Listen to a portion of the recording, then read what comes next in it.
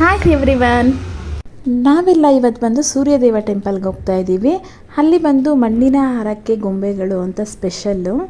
So ನಾವು ಬಂದು ಇವಾಗ ಹೊರಟಿದ್ದೀವಿ. ಅಲ್ಲಿ ಬಂದು ಗೊಂಬೆಗಳು ಯಾವ ರೀತಿ ಅಂತ ಅಂದರೆ, ಯಾರಿಗಾದ್ರೂ ಏನಾದರೂ ಹೆಲ್ತ್ ಇಶ್ಯೂ ಇದ್ದರೆ ಆ ರೀತಿ ಗೊಂಬೆಗಳನ್ನ ಕೊಟ್ಟು ಹರಕೆ ತೀರಿಸಿದ್ರೆ ಅವ್ರಿಗೆ ಹೆಲ್ತ್ ಇಶ್ಯೂ ಕಡಿಮೆ ಆಗುತ್ತೆ ಅನ್ನೋ ಥರ. ಸೊ ಯಾರಾದರೂ ಮನೆ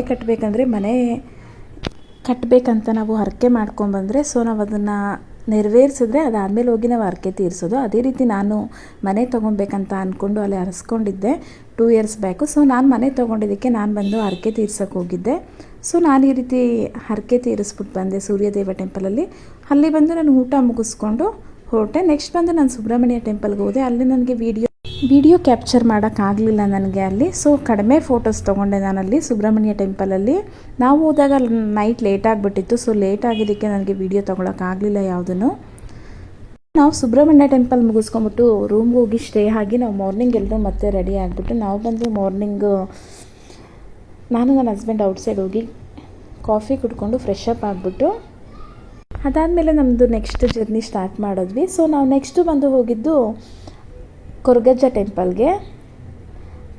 ಟೆಂಪಲ್ಗೆ ನಾವು ಫಸ್ಟ್ ಟೈಮ್ ನಾನು ಹೋಗಿದ್ದು ಕೊರಗಜ್ಜ ಟೆಂಪಲ್ಗೆ. ಸೊ ತುಂಬ ಚೆನ್ನಾಗಿತ್ತು. ಅಲ್ಲಿ ತುಂಬ ಸ್ಪೆಷಲ್ಲು ಕೊರಗಜ್ಜ ಟೆಂಪಲಲ್ಲಿ ಏನು ಸ್ಪೆಷಲ್ ಅಂತ ಅಂದರೆ, ಅಲ್ಲಿ ಬಂದು ದೇವರಿಗೆ ಡ್ರಿಂಕ್ಸ್ ಮತ್ತು ಚಕ್ಲಿ ವಿಳೆದೆಲೆ ಇಡ್ತಾಯಿದ್ರು. ಸೊ ಅದೇ ಅಲ್ಲಿ ಸ್ಪೆಷಲ್. ಇದು ಬಂದು ಕದ್ರಿ ಮಂಜುನಾಥ ಸ್ವಾಮಿ ಟೆಂಪಲ್. ಅದಾದಮೇಲೆ ನಾವು ಹೋಗಿದ್ದು ಉಡುಪಿ ಶ್ರೀಕೃಷ್ಣ ಟೆಂಪಲ್ಗೆ. ನನ್ನ ವಿಡಿಯೋ ಇಷ್ಟ ಆದರೆ ಲೈಕ್ ಮಾಡಿ, ಸಪೋರ್ಟ್ ಮಾಡಿ, ಸಬ್ಸ್ಕ್ರೈಬ್ ಆಗಿ. Thank you all.